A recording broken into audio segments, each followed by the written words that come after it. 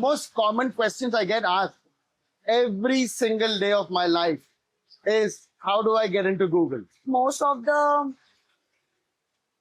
Google conversion rate back in those days were very low. It was like 1 to 2%, right? I didn't even tell anybody at home. I didn't tell my parents. I didn't tell my in-laws. I didn't tell anybody. I just told my husband and my sister. Now, Tulika comes from a very small town, and she's actually built hopes for thousands of girls out there who are dreaming of getting into Google. Now, today, I'm going to pick her brain. You'd be surprised that 78% of rejections is not because of knowledge. It's because of the confidence in the interview. There's no bullshit. Okay. Absolutely. Right? You got it. Have faith in yourself. Don't lose hope. You have just started your journey. Hello, everyone. Welcome to the Offer Letter. My name is Dr. Krish Bharggav. I'm the founder, CEO of Taurus AI and Browse Jobs and the Offer Letter. Today, I have a very, very special guest with me. Everybody uses a software, this specific software. Your life depends on it. Your work depends on it. It's sort of your future depends on it as well. But this particular company has made our life very, very easy and very simple. You want to go read somewhere? This software helps us. You want to find out something? This helps us. You want to do your exams or you want to do your projects? This software helps us. Now with the introduction of AI, this software has made our lives 10 times more easier. And I have the lady behind this company or one of the parts of this software. I have Tulika Srivastava, who is the technical program manager for Google. Now, I run a tech firm, and one of the most common questions I get asked every single day of my life is, how do I get into Google? Now, Tulika comes from a very small town, and she's actually built hopes for thousands of girls out there who are dreaming of getting into Google. Now, today, I'm going to pick her brain. I'm going to make her feel a bit uncomfortable or comfortable and try to get as much information from her on how she made it and what was the journey. And and probably give you hints and tricks and tips on how to get into Google. So, Tulika, welcome to the Offer Letter. Thank you. Thank you so much. It's a pleasure having you here. Thank you. Very generous introduction. I'm really honored to be here, sharing my experience. Like when I was growing up and when I had my initial days of my journey, there were many people whose voices I used to hear and try to capture what will work for me. So I'm hoping with this discussion, maybe somebody somewhere will get benefited as well. Not somebody somewhere, many people, Yeah. many. At least I can give you numbers in lakhs. All right, anyways. Now we're going to start off with your journey, right? You come from Bhopal, Yeah. if I'm not wrong. Now, Bhopal is a small town, or now probably a bigger town, I would say. What was your childhood like? And I mean, did you always dreamt of Google or did it just happen? Well, when we were growing up, I come from a family where my father was in a central government job. My teacher was my mother was a teacher and principal later on. But the focus was never at where will I reach? At that particular time, the focus was what's the best education that we could get, right? Our parents' focus was being from smaller city, let's provide them with the best of education, best of exposure in their limited scope or whatever was possible for them. But I think when we were growing up, I still remember there were certain teachers, there were certain friends, there were certain relatives, influences that kind of give you a structure of you seeing yourself doing better in life, getting out of a smaller city like Bhopal, seeing the world. And at that tender age, all you think is like, I want to become something. I'm not sure where will I land, but I want to become something. And the only way I thought was possible, because if you think about late 90s, every single person was going for computer science engineering. Yeah. So getting into computer science engineering was the short-term goal. Then once you finish engineering, you have to get into a job. I wasn't thinking of masters back then. I was like, okay, I have done engineering, which itself is rare. And then I got into TCS. So I was like, okay, I'm comfortable here. So I was like, no, this is okay. It's great to be in TCS, because back then TCS was like such an easy way to get into corporate Correct. world. They trained you very well. They taught you newer technologies. At that time, BI and data warehousing was just picking up. So very thankful to the company to train a newbie from computer science to just learn that. After 2 years, I moved to US in 2006 or something. Again, I did odd stints of different freelancing IT jobs, but sticking to BI and data warehousing. Post that, it was already 5 years, and I was like, not working out. It's just rinse and repeat for me now. So I think those childhood dreams to keep on trying to be somewhere helped me to go and try masters and do something more and things like those. So going back to your original question, that how does coming from small city, they gives you very big dreams. Smaller the city, the bigger the dreams. And one thing that you learn from my set of parents, or parents like us who come from a lot of hard work, they have stepped up than what they were given with, right? They provide you way more. You also value a lot of hard work. There is nothing that can cut short of hard work. You might be super intelligent or you might be super dumb, but hard work compensates for everything. And a bit of luck as well. A little controversial statement here. Luck favors to those who try more.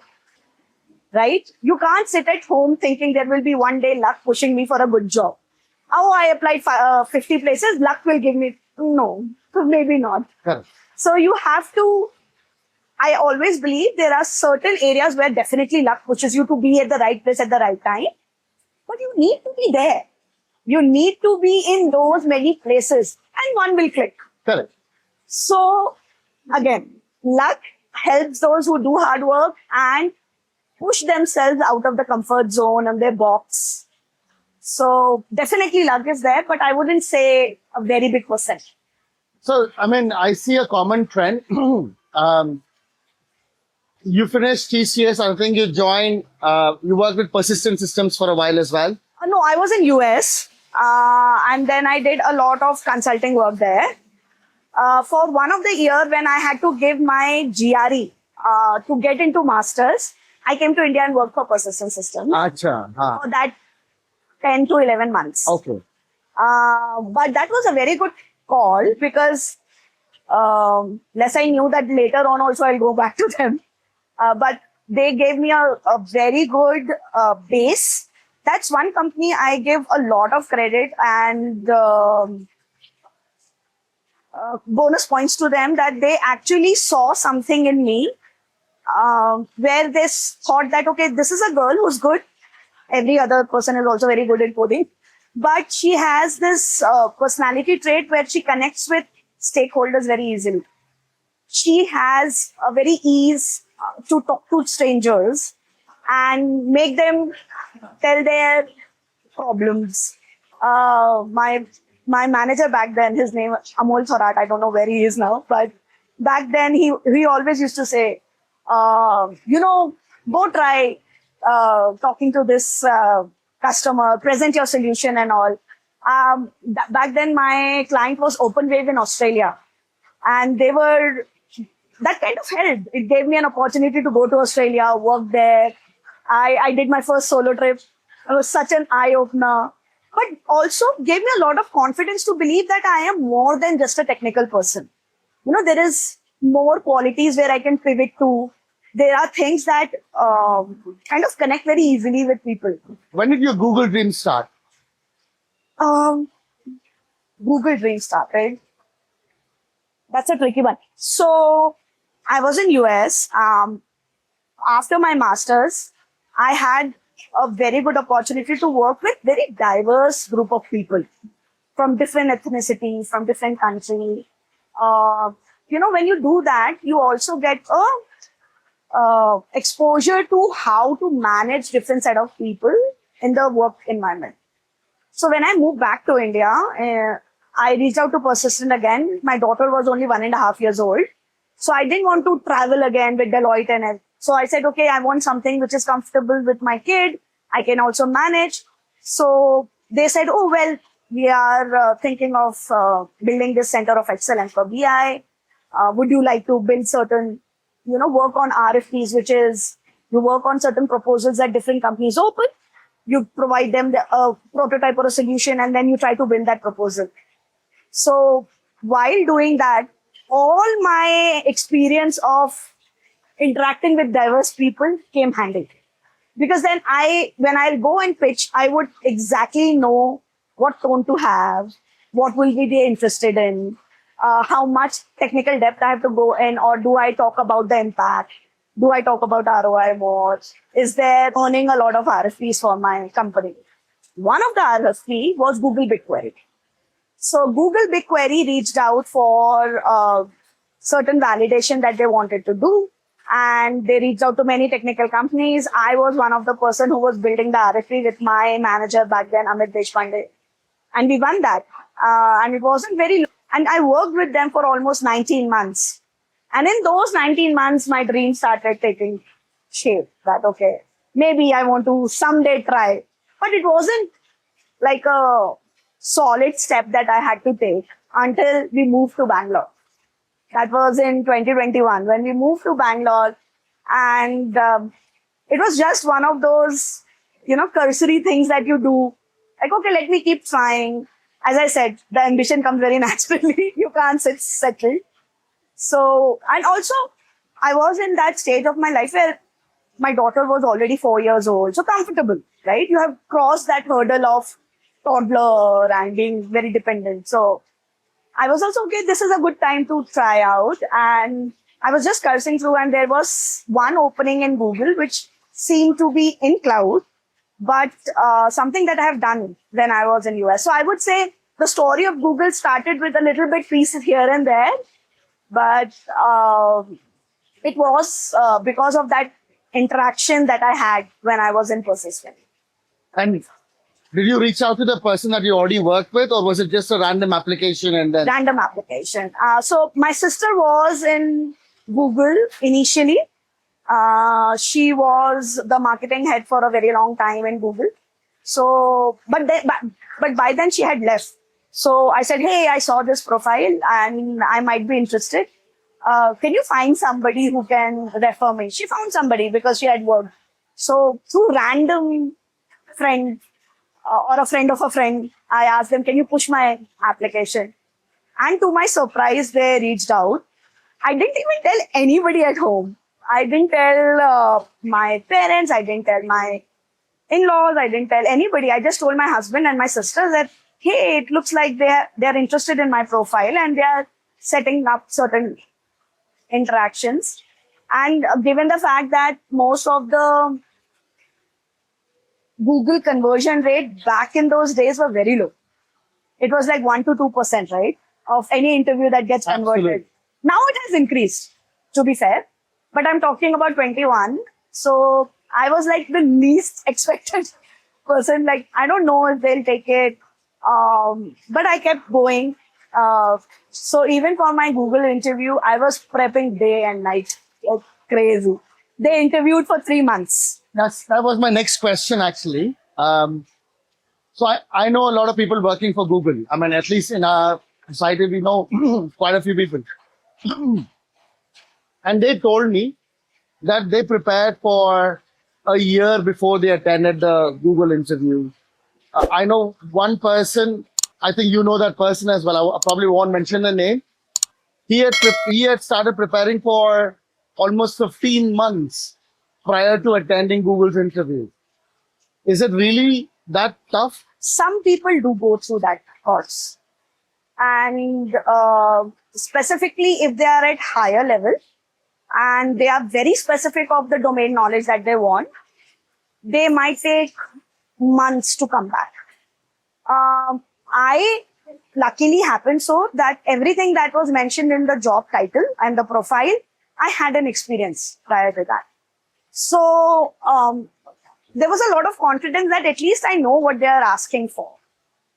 But still, I would still say that they take a lot of interviews. Their hiring is immaculate. They'll go to the T to figure out if you fit in and all on. So, For someone who's preparing for Google, what do you think they should do? What is the order of preparation to crack that interview? What do you think they should focus? forget about Google, right, Krish? If you have to crack any interview, the first starting point is your resume, right? Your interview will only happen if your resume is impressive enough, correct? Correct. Now it is even more difficult with AI monitoring all the resumes. They have a tracking system. It's called ATS, if I'm not Correct. wrong. So they look for certain words, they look for certain experience. So you have to be extra cautious of putting those things in the resume. And then when you come to that stage where you are interviewing, one thing that has worked for me, I can't talk about other industries, I can't talk about other profiles. One thing that has worked for me is be honest. You cannot fake your interviews. If you do so, at least in Google, I have seen they have their ways to catch you and they will figure it out because they go deep. They really go deep. So they will catch you. Know your resume, be open, be honest. And the way the interviews are designed, which is quite openly available publicly, you can go on a website and check out as well. They understand your aptitude regarding a certain domain, a certain style of leadership, or the way of working and things like those. So they have their way of understanding whether you will be a fit or not. So lying will not help you. So it's best that you know your resume very, very So well. how many rounds did you have? I had 7. 7 rounds. Yeah. So out of those 7 rounds, what was the most difficult round that you had? Where you thought, oh my God, why am I doing this? It was interesting. I wouldn't say that I was in a state where I would say why I'm doing it. It was like, oh, this is also a way to interview. So it was a system design interview, and the kind of question. So it starts with one question and it keeps on going to as much depth as possible, and they don't give you much. So you have to extract from them, and then you keep on presenting your thoughts. They are very open to you to take your time, but they will keep on double clicking on your thoughts. Oh, how much? You can't prepare much for such things. Exactly. You have to know your domain. You have to know your technical stack to actually go forward. So that's one interview where you were like, I don't know why I was preparing, right? Because, and that was one interview which I would say is, for me at least, was a do or make don't kind of a thing. Did you at any point feel that you would not make it? I don't think so. There is anybody who has interviewed for Google would ever say that they knew that they will make it. I don't think so. There is always a certain percentage of doubt. There are so many sharp people out there. There is no dearth of talent in our country. They can actually pick up anybody from India, from outside India, within Google. So I wouldn't say that anybody would have 100% confidence that, yes, I cracked it. And were you really impressed with your interviewer, the guy who was... Oh, yeah. Absolutely. Absolutely. As I said, most of the times after the interview, it wasn't like, oh my God, whether I'll make it or not, but coming with that awe-struck feeling that this is the way big companies think, you know? Yeah. And the kind of, while they are there, the respect they show you, the thought process they try to tap down, it's like they're really getting into your mind. There's no bullshit. Okay. Absolutely. Right? You can't. You can't. You can prepare. And that's true for anything, Krish. So going back to your question where you said, how can a young person prepare? There is one model which is very famous, but not many youngsters take consideration to it. It's the STAR model. You have to prepare for any example that you give, irrespective whether it's Google or Amazon or Microsoft or you're going to anywhere. The STAR model is something that everyone who is preparing for big companies should follow. Situation. What was the situation that you were dealing with? The task. What was the action you took? And what was the result that was? That is something which has been handy when I was a young person, mid-level also, and today also. I do not leave it. STAR is something that I would say if I have to tell any 22-year-old, I'll say go back.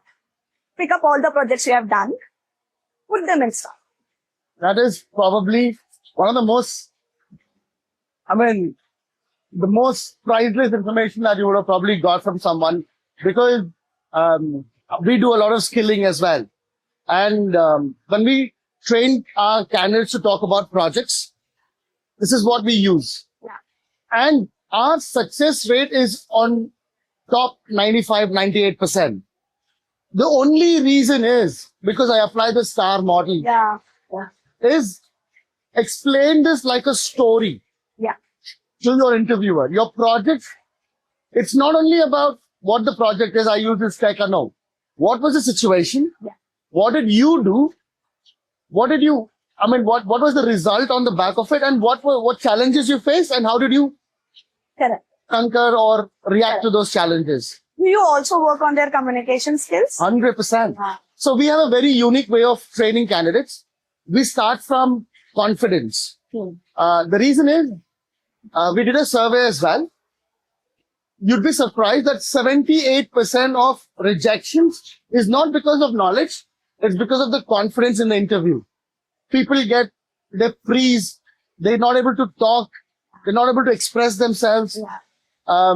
So number one issue that we find in most of our candidates is confidence. So we start with confidence, where we do a lot of public speaking, explain the project to like 1,000 people, kind of thing.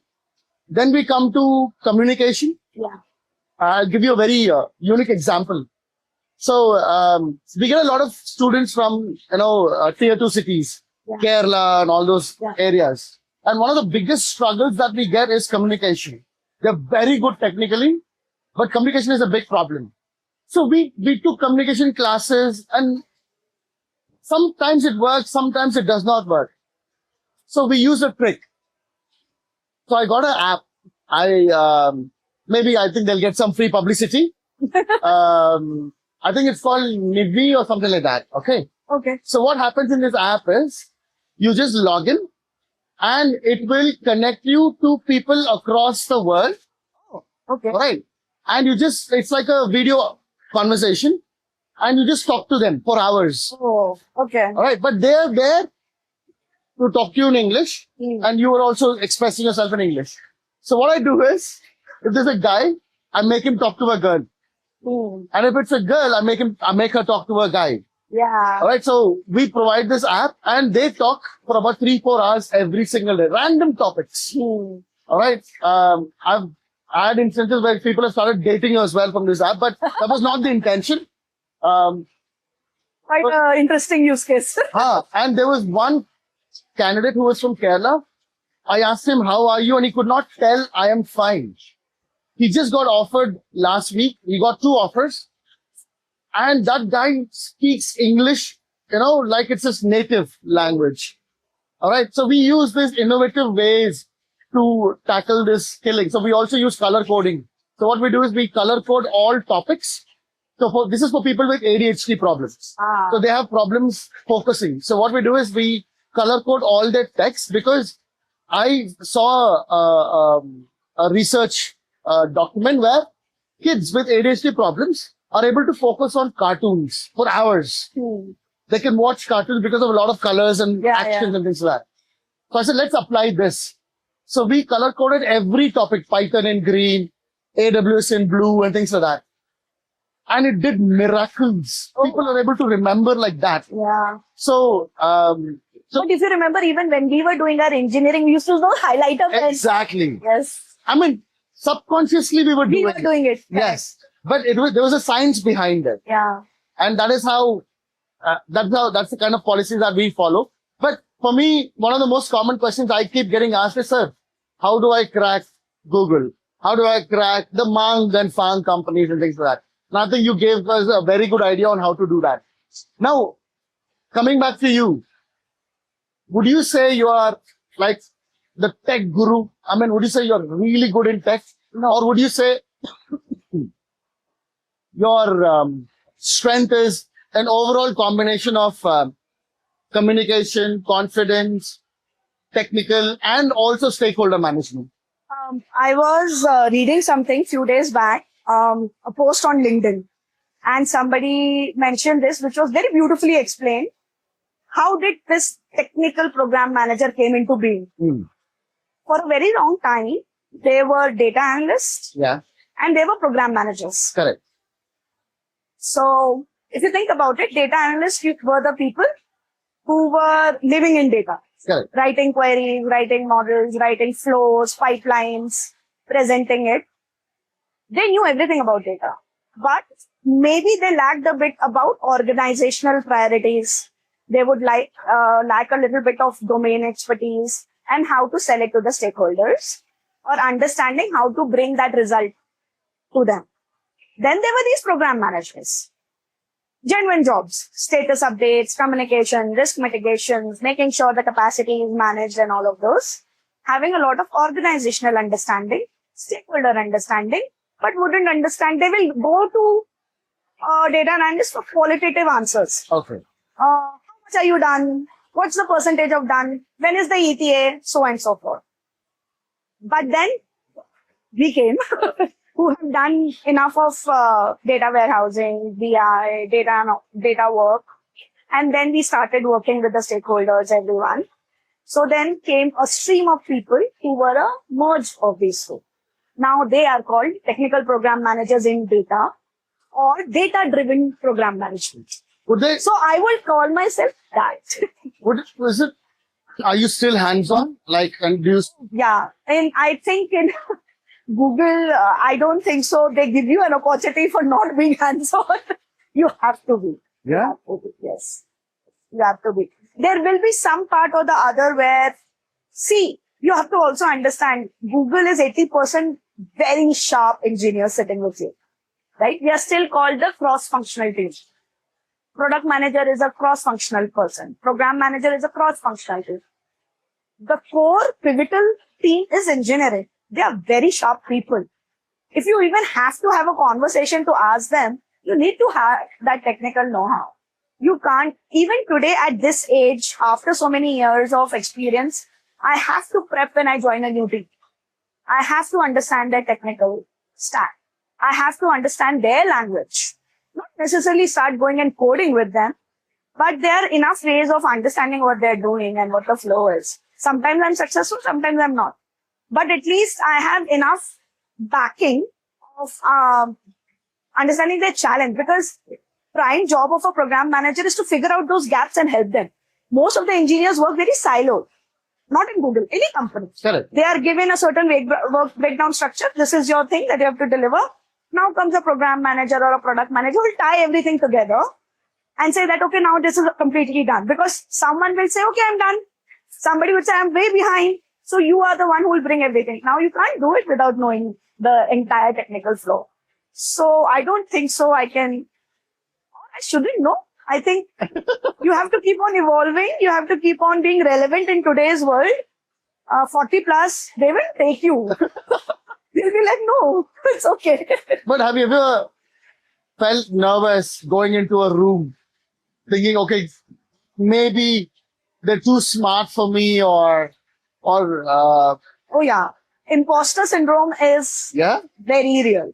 Very real. I have got intimidated by a 24-year-old also. I have felt a little back on my foot with a senior director also. Well, that happens naturally to many people, but there are people who are so strong in what they know. They don't know what I do, so I'm good. But they're so strong in what they know that they overshadow you many a times. So there are certain areas where you feel a little bit of imposter syndrome. Something that I've observed recently is with the youngsters. I mean, our generation was different, but with the youngsters, they don't have that barrier, what do you call, difference. So they see a director or a manager the same level as themselves. Yeah, yeah. They don't say, sir, can I do that? Can I do this? And they don't suck up to them. They stand by their knowledge, Yes. right? And they debate. they debate. Yeah. They debate. You can't sell an idea just because I said so. Yeah.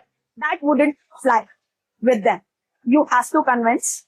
And that's why the first thing that any big company technical program manager would say is that you have to convince with influence, not authority. You can't do that.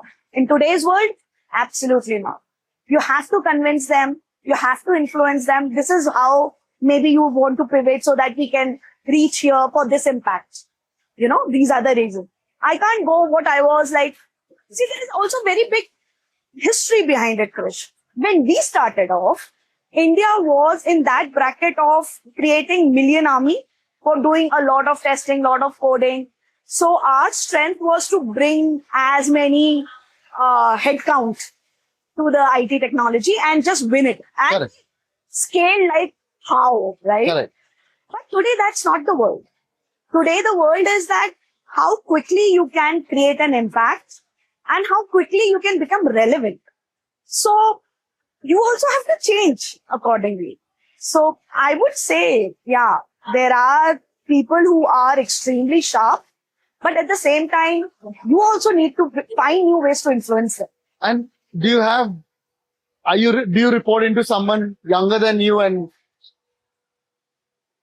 Not report, but there are certain leaders who are, when you say younger, age. Yeah. So, age-wise, yes. Yeah, definitely. There are people who have chosen well. See, also I understand and acknowledge when we were growing up, internet wasn't there. Correct. They have the tools, they have the mechanism and everything in their reach where they could go faster. So there are people. There are senior managers, there are senior product managers who are younger than me. But for me, when I am entering a meeting room, they're a role, I'm a role. Correct. And maybe a company like Google probably would be against that, impartial favorism because you're younger or you're older or you're, But that has now been a trend for the last few years across India, I would say. Because I have interacted with many. I can't say about other industries, but for tech, that barrier has, I will not say eliminated, but gone down. yes. So I will at any time be open to ideas coming from somebody, let's say, who's younger than me, if they're relevant. Otherwise, I would say, no, I'm sorry, I don't think so. It's working for me. At the same time, they can also say the same thing to me. So I think hierarchical way of working has gone down. Wow. Yeah. Now, I was in UK for a very long time. I got back probably the same time you came back to India as well. I used to work with a manager of mine back in the day. Her name was Yusra. She had a ideology about women in tech. Okay. All right. She was very pro women in tech.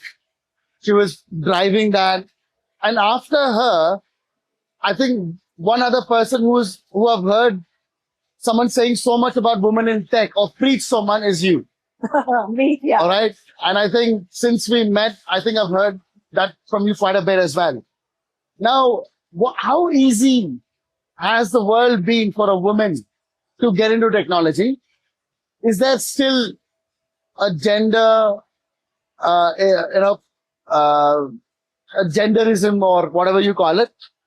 Or is it gone down at the moment? Or is it easy for everybody to get in? Or do you think there is still a lot of room for people to, accommodate more women in tech? I'll start with the first one. I'll break it into parts. I will say that it has definitely improved. If I have to just compare the percentage of computer science engineers who were back then to now. Of course, it has increased. Even task force wise, the number of women coming in tech have increased. Unfortunately, the women in leadership has not increased as proportionally. There are more, specifically in bigger companies who aid a lot of women empowering programs and have a thoughtful way of bringing that task force in. Definitely, yes. But if you go to, let's say, a consulting world, or you go to somewhere where there is a lot of long hours, and you slowly, steadily see women falling off the radar. But definitely it has improved. I would say so. So you told me there's only like the 14% of the workforce in Leadership roles. leadership roles. Yes, I was also very surprised. I heard this number in one of the Women's Day conversations where they said that while the percentage of women in general across tech has gone above 30, which is great. We are nearing towards being half. But when you look at the leadership role, specifically in India, it is staggeringly. It is. Many reasons, right? Culturally, socially, there are, we as a country also have this concept of mothers being the sole caregiver for the child. I'm sure other cultures also have it, but me being here, I can speak about this culture. Is that it is more for women in India. So I see a lot of women falling off once they become a mother, right? And even if they come back to task force, it takes them very long to pursue and get into a leadership role. That is the fact. Yes. Is this a reason, I would say? I mean, is it because the women have two responsibilities predominantly? If they're working full-time, they have a full-time job, but they also have a full-time job at home because they're the primary carers. They cook, they, take care of the household stuff. So do the companies think that maybe she will not be able to deliver 100% to her job because she's got another thing going on the side? I wouldn't say that there is a bias when they hire anybody who's a mother. No. It's just that... or are they not saying it? Not really. Not that I have seen in product. Well, consulting might because they have longer hours. Which is fair because if they are catering to certain business which is sitting in US or UK, they have a longer working hours. So they might think that way. But in product companies where the teams can flourish by themselves, I wouldn't say that the bias is that much. It is more inwards. Women themselves find it hard to maneuver both the worlds. And therefore it becomes difficult. But there are certain areas where there is an underlying current of having that bias. Subconsciously. I wouldn't say consciously, but subconsciously. Yes. I'll tell you one example. It's way back for something similar, right? I was working on a proposal. And as many times that has happened, I was the only female in the room. And there were certain conversations going on that, this needs Singapore coordination, this needs US coordination. And though they didn't name me, but they said, we can't give it to somebody who cannot be, trying out for longer hours, or how will they manage the client? How will they deliver and all of those? And then I just very smartly assumed they're not talking about me, and I'm looking around. But you're the only person. I'm the only person, but I'm looking around. Who are they talking about?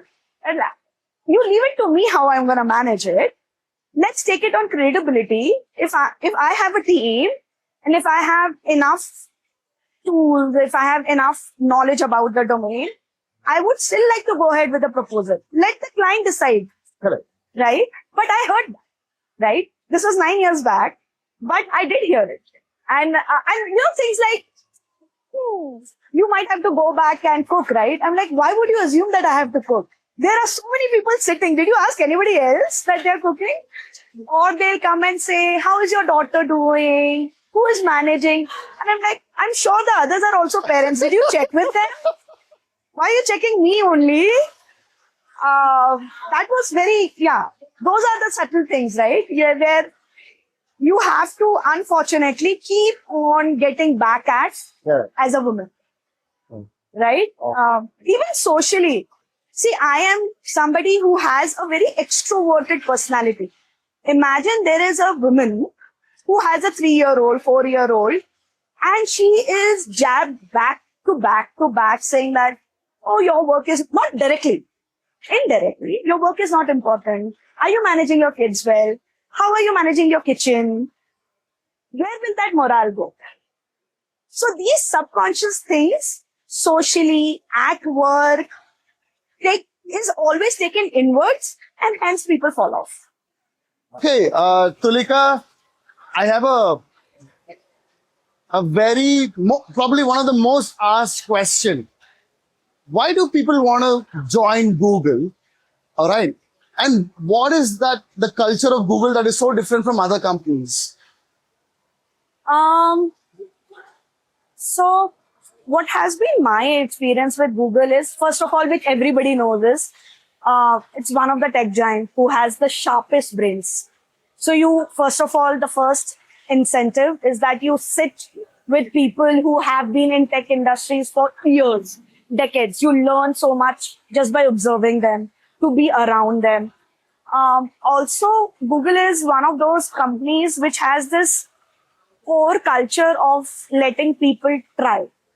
I remember when I joined soon after COVID, there were so many tech talks that I heard within Google where they said, oh, we failed in this, but then we converted into this. And I was surprised to see how many engineers and different leaders came up and talked about their failure, which shows a lot about Google culture, right? They are okay for you to try. Of course, now being the pivotal around the AI foundational world, Google being the most pivotal company, they have to work in a different pace and velocity. So, but still, they gave enough room for you to learn, to try. Failing is okay, but then come back. So that kind of culture where you can speak your mind about your thoughts, where you can speak about what you consider it to be right, and of course, no hierarchical structure. That also helps. Makes it very different. Now, Google is probably one of the leading AI providers in the world at the moment, right? How much AI do you use in your job? Every day. Every day. We were very different 2 years back. A lot of manual processing used to happen. But within Google itself, we have such strong tools. Everybody knows about it. We are one of the leaders when it comes to AI influencing.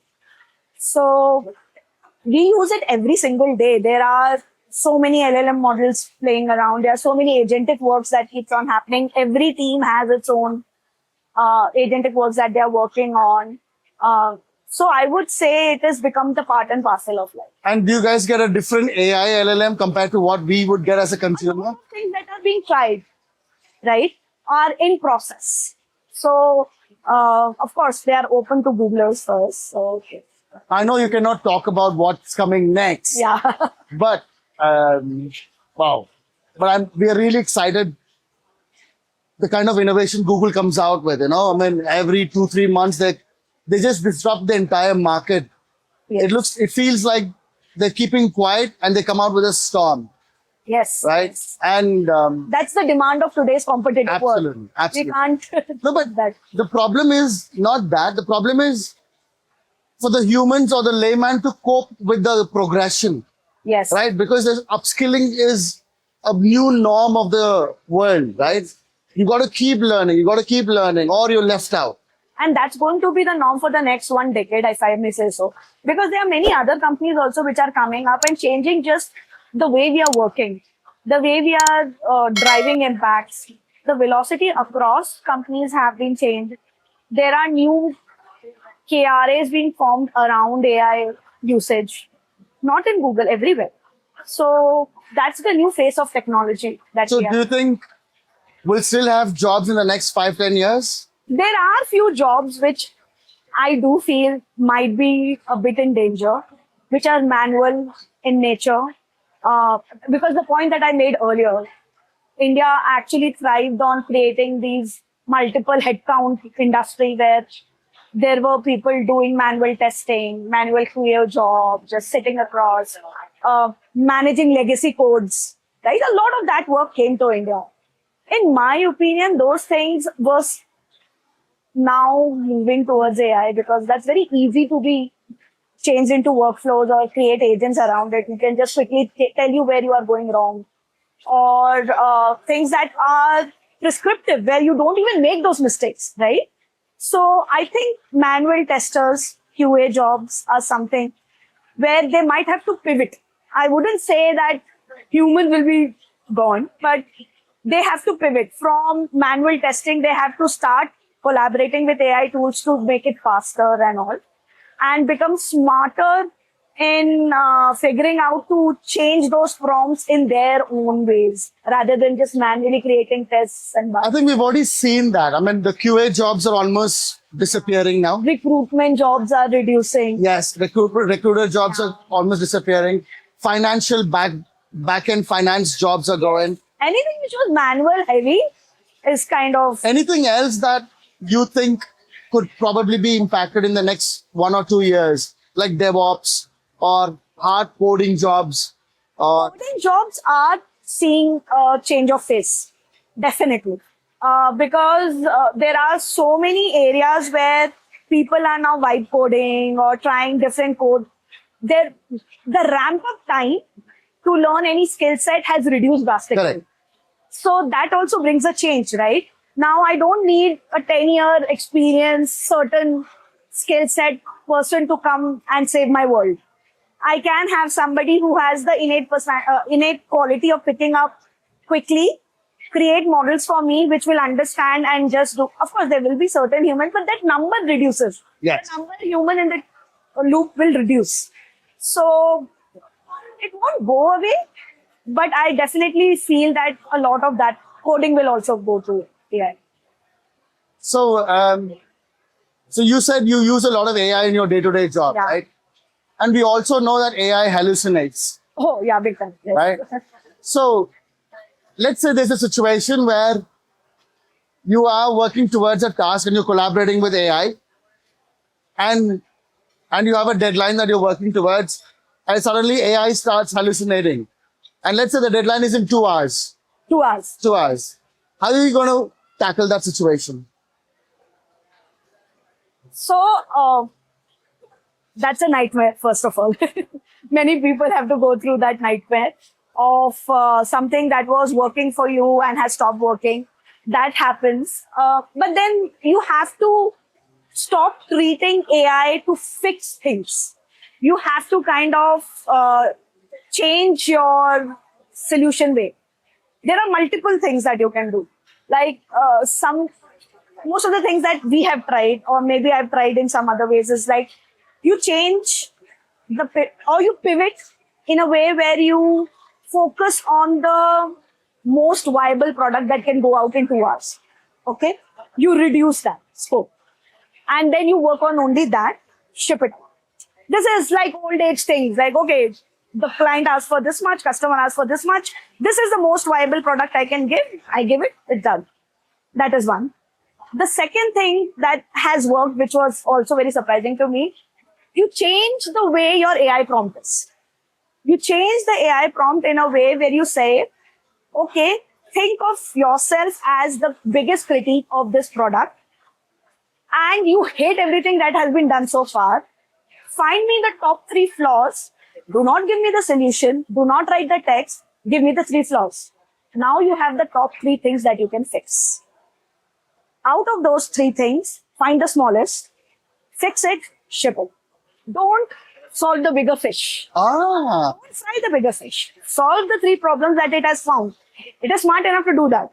So it will find you 3 flaws. You fix 2, 3, right? The second thing that you can also, once you have found those flaws, see, some are technical things that can be shipped like in 2 hours, 90 minutes, you'll figure it out. Okay, this is working.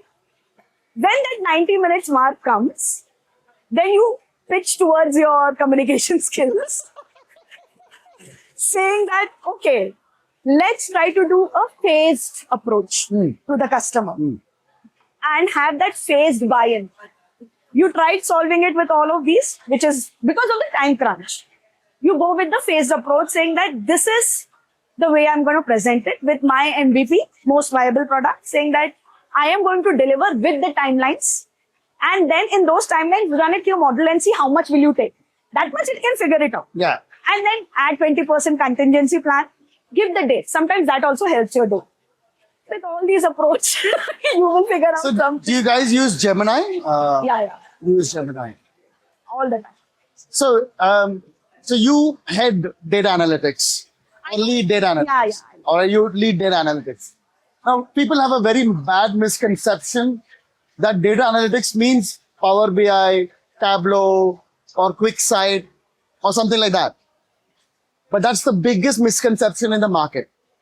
Data analytics is not just Power BI or Tableau, right? Now, the spectrum of data analytics has gone bigger now, Yeah. which includes big data, data warehousing, data pipelining, right? Now, what is the future for this in the next 3 to 5 years? Based on the demand that we have for AI, because this is a critical piece of component for AI to work. So one has to be a shift in the way you are considering data analytics. Okay. I have seen there are still quite some leaders who, when they look at a dashboard or when they look at a certain outcome of the data, they expect them to tell through that what to do next. That's the first big misconception. Data analytics does not tell you what to do next. It tells you what has happened. It can predict. So first that shift needs to happen. It will tell you, see, it is factual. It's black and white. Data analytics is very factual. It is black and white. Decision making is great. Correct. You need to have the context. You need to have certain business know-how on how to drive that, right? That influencing a leadership has only to do. Once you understand that and do not crowd your data pipelines, you will get better answers. Correct. Now the future for it is that you start collaborating or having pipelines that feed through AI agents, which does a lot of jobs in background. And then you have your data lakes also attached to that. You have certain storytelling done by agents. You can have certain, as we say, certain metrics being driven by them, certain parameters that will give you certain decisions that can be driven by them. If you start collaborating these or having these two them together as an amalgamation, that approach will help you. So there are two pieces to it. First, you need to change the way you look at data analytics. Stop treating it as that you will get a decision. Treat it as something that will help you, influence you. And second, make the agents do that initial work. Because understand, a data analyst, it's a lot of work for a simple dashboard to come, cleaning up the data, creating those pipelines, making sure those metrics work, makes understanding. And then most of the time, those dashboards are not even being used after 2 weeks, 3 weeks. So there has to be a shift in the strategy as well. How you want to use your data. Correct. So you cannot ask everyone, build this, build that, and then, no, work on the strategy. Work on how you're taking care of that data, and then. But can this be automated at the moment? End-to-end pipeline? End-to-end would be a tough thing because still there are a lot of legacy systems. You cannot, right? So how, as of now. Yeah. How long do you think, how far away we are from that situation? I wouldn't have that knowledge. Just a rough guess based on your experience, based on the progression of AI, the use of AI agents. The biggest problem, even the Anthropic CEO told us, we can replace programmers today, as of today, but our biggest goal would be to automate data migration. Which is very tough job, as I just now explained. there is a lot of data scrubbing required. Maximum time goes into the, I'm losing the word over here, but bringing the uniformity across data Pre-processing. entirely takes a lot of time. There is a whole lot of work that has not been dealt with yet. Correct. So that's why my answer was ambiguous, that I don't know when that would happen. Because the other end is still very doable, because there are certain processes which are in place and you can actually say that, oh, this kind of data, this data type, these are the metrics, build this. You can do it. But when everything is unscrubbed, sequential, it is completely being swapped from open internet, and how are you going to do that? Correct. I am not sure about. But our agents are not ready yet to. It will be, but right now I don't have that clarity, that at least my knowledge is not So, that much. according to me, considering I'm in the very similar domain as well, a front-end developer can be Yes. replaced. Yeah. A back-end right now can be replaced. At least 90% of his job can be replaced. Testing is gone, almost gone. I would say there are still some small testings that happen, but agents can do that right now Yeah. and patch it as well and process it as well. In fact, as I said, they can predict also mistakes. Exactly. Yeah.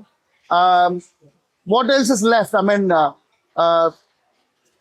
the major task that right now because everybody's investing money into AI needs data, which means the majority of the work that is going in or the hiring that is happening that I've observed is in the processing part of data, which is data pipelining, data warehousing, Yeah. data laking, right? Coming out with different transformational tools and things like that. Automation as much as we can over there. That right now, I work with many clients, and there's only one client who's trying to implement automation there, but they've not succeeded yet. It's a major bank out of Australia. But at the moment, I don't think anybody's actually achieved the entire end-to-end automation. Yeah. But nobody knows how long it'll take yet. And I think AI has yet to prove the potential, in my opinion. Healthcare domain is something where we have to yet make a lot of, like, According to you, what is the skills of today? skills of today. I would say, if you have to remain relevant, and that applies to me, that applies to you, to anybody here, you have to pick a problem and build a AI agent and a workflow from start to end. You have to try that. If you are like your team is young, if they want to get into the corporate world soon, pick a problem. Pick a problem and build an AI agent. Use any open tool. There's so many. Use any open AI tool and build a agent, a workflow. Try to get data that is publicly available. Push it in. Create a work pipeline. And then which is using an agent to make certain derivative impact out of it. You will be Gold. gold for the coming world. Guys, you're listening? Data pipelining. Solve data pipelining issues. If you know how to deal with data, if you know how to build agents to process data, End-to-end agent. end to end, you're gold. That's coming from a top probably a top leader from Google. All right. Okay. Okay. This is a very sensitive topic, and we hear I get a lot of women coming back who want to come back to work. Yeah. All right. We spoke about the genderism and things like that, but gender impartiality and things like that. But we get a lot of women who are, one thing that I've observed is the divorce rates in India has gone up massively. Right? So there's a lot of single women with single mothers, and they've probably never worked before. They have a fancy degree, but they've not implemented because of family things that they were taking care of. Now they have a gap of 5-10 years, Yeah. and they want to do something for themselves, and they want to give a good future for the kids. And they're really struggling on the direction that they want to head towards. And how do they convince a corporate to give them an opportunity? Um, so for such cases, right, where, see, I being a working mother, I would still want to give that decision and choice to them whether they want to come back or not. Let's say they are in a situation, just to explain, that they want to come back and they have a big gap. Let's accept it. First, acknowledge it. And then let's start working on it. I have a very solid 30-30-30 rule. I still use it for myself when I have to pivot. And I feel that's very important for women. Just find 30 minutes in a day to learn something new, 30 minutes of a day or alternate days to hear something new, and 30 minutes to build a skill. See, even when you're, let me put it in a very layman terms, when you are cooking in a kitchen, right, or you're managing a house and you want to change something in a house, you don't present the house as is. You do repainting, you do redecoration, you change the linen, you bring freshness to it. It's exactly the same. You are a product. You have to change the way you think. You have to bring new tool set in yourself. Accept first that I have to make this change. Put in little. I know working mother, being a mother itself is a very taxing job, managing house. 30 minutes is doable, I think. Absolutely. So this is one thing. Second, as we discussed earlier, those tracking system which drops resume when they say gap. Let's fool them. Let's pivot and call something which you can say that not call it a break, but saying taken a sabbatical gap to learn so and so, or working, show something in those many years as thing. Let's not show the gap in the years. We can fool them and then let's pass through and pick up something that is relevant to your fancy degree. Now, let's say you have a MBA from a very reputed college. You did HR. Now, it's hard to get into HR role because of your gap. Try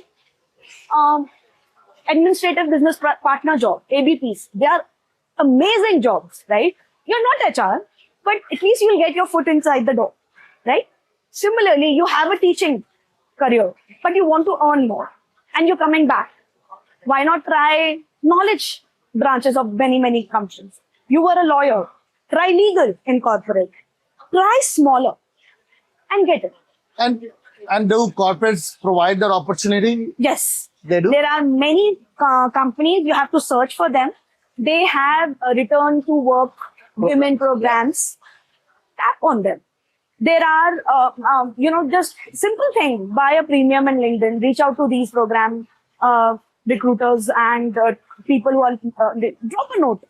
Create a small presentation of the work that comes into your mind that will show your skill set. You have to do a little bit of work, but with all of this, you might come back and somewhere find, health, cook, everything. Change that perspective that you have to be around doing all those. You can't. It's not physically possible also.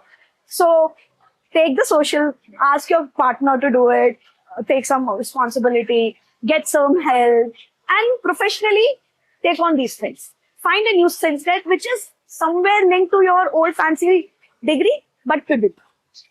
What about people like, we realize that the testing domain is, diminishing. People are working 10, 15 years in a specific domain. They're at a certain level of their career in their life. Now they're not getting jobs out there because there's not many jobs out there for that specific domain. Mm-hmm. Now they want to switch their domain. Okay. How do they do that?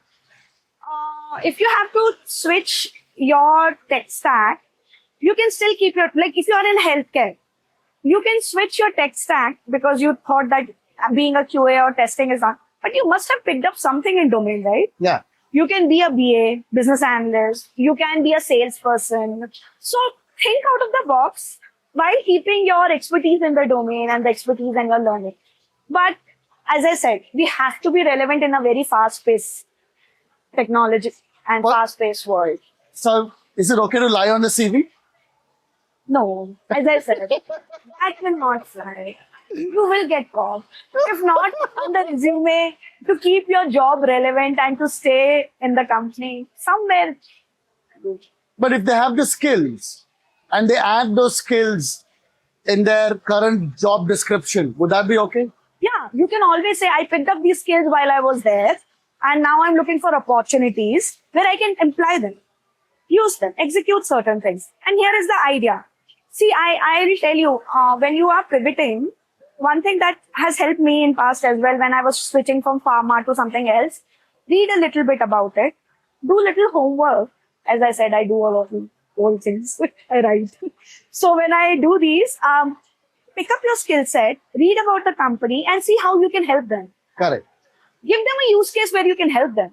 Imagine a certain person comes in saying that, sir, I know I was always working in XYZ skill set. It is no more relevant.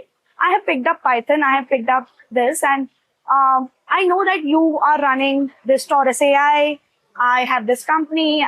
I think this use case which I picked up there, using this skill set, I can help you. Wouldn't you give them a chance? So you do that homework and go back.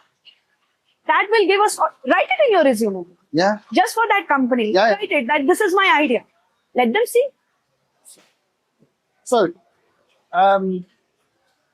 let's say there's a 22-year-old kid right now Okay.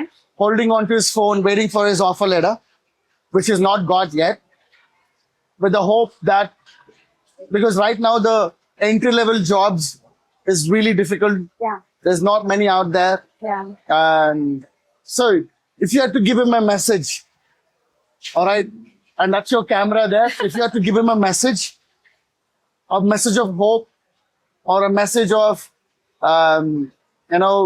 something that would probably convince him that he's still relevant, what would you tell him? So, first and foremost, one thing that you have to always remember is have faith in yourself. Don't lose hope. You have just started your journey. It's okay to fail. It's okay to try different things and not get that success, because that's another thing that I've noticed in today's world. They're very fickle-minded. They move on to next thing very easily. You and I come from the world where we keep at it, right? And we kept on going.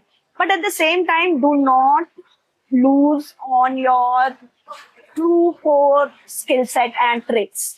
If you are a hardworking person, learn things. If you are something who are creator, be creative and build something by yourself and keep on trying. I mean, that's the only thing that I can pivot, try, do not fail. It's all that I can tell anybody. Wow. Tulika, it was an absolute pleasure talking to you. Yeah. The kind of insights that you gave today, every kid with the hopes of Google, or with the hopes of a job, or with the hopes of changing domain, or with hopes of coming back to work, I think the kind of information you gave was priceless, and I think Thank you. they will cherish all the information, all the quality information that you gave them. Thank you. Thank you so much for coming down, making time. And I also want to give a big shout out to Roxy and Barry, where we are shooting. Look at this. Amazing place. Come and check out their food, their drinks. It is out of the world. So Roxy and Barry in Whitefield, guys. All right. But thank you so much. It was a pleasure. And I'll see you guys in the next episode. Thank you for having me. Thank you.